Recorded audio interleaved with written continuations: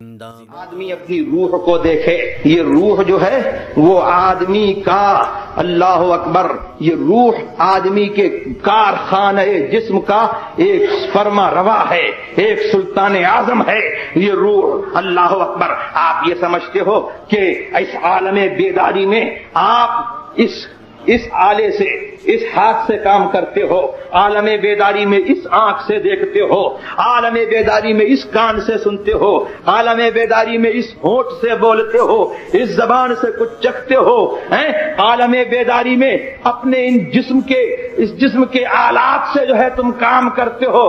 بے شک عالم بیداری میں تم کام کرتے ہو، یہی جسم جو ہے کام کرتا نظر آتا ہے، لیکن بولو اگر یہ روح نہ ہو تو یہ جسم کام کرے گا؟ یہ روح نہ ہو تو یہ جسم کام کرے گا؟ اللہ اکبر۔ ارے دنیا میں آپ کی حاضری جو ہے اسی روح سے لکھی ہوئی ہے، اسی روح سے آپ کی حاضری دنیا میں لکھی ہوئی ہے، اور یہ روح نہ ہو تو غیر حاضر۔ دنیا کہتی ہے چلے گئے، کہاں چلے گئے؟ جو پڑے ہوئے ہیں، لیٹے ہوئے ہیں، چلے کہاں گئے؟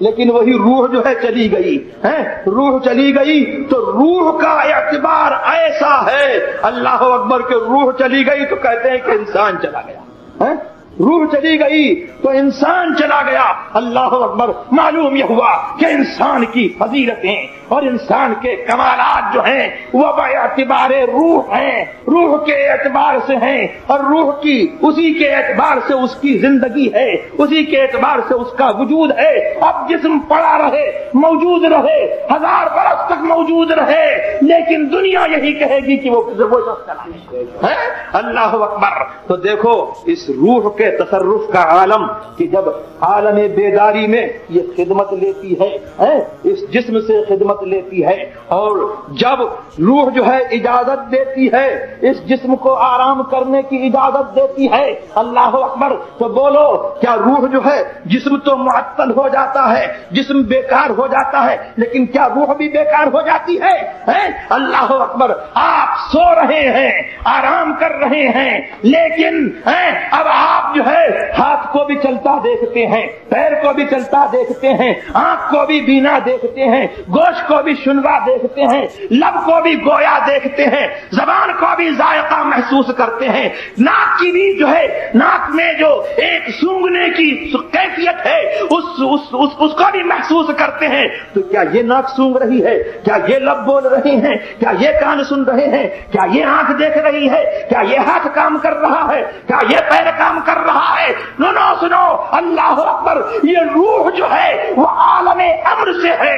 اللہ فرماتا ہے قل الروح من امر ربی، روح کے بارے میں تم سے سوال کرتے ہیں، سنو بتا دو اے لوگوں، میں محبوب ان لوگوں کو بتا دو کہ روح جو ہے وہ میرے رب کے عالم امر سے ہے، میرے رب کی جو ہے اللہ اکبر وہ معمور ہے، اور رب نے جو ہے روح میں اپنے تصرف کا جلوہ کار فرما کیا ہے، روح کو اپنے تصرف کا مظہر فرمایا ہے، اللہ اکبر۔ اللہ تبارک و تعالی فاعل حقیقی ہے، بلا آلات بلا جوارح وہ تصرف کرتا ہے، نہ اس ہاتھ کا محتاج ہے، نہ اس آنکھ کا محتاج ہے، نہ اس زبان کا محتاج ہے، نہ اس کان کا محتاج ہے، نہ اس پیر کا محتاج ہے۔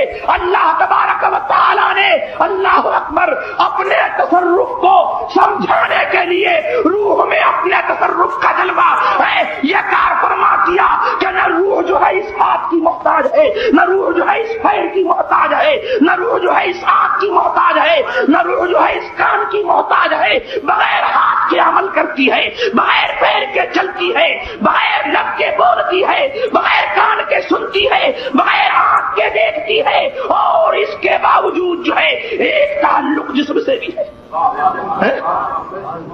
ایک تعلق جسم سے بھی ہے۔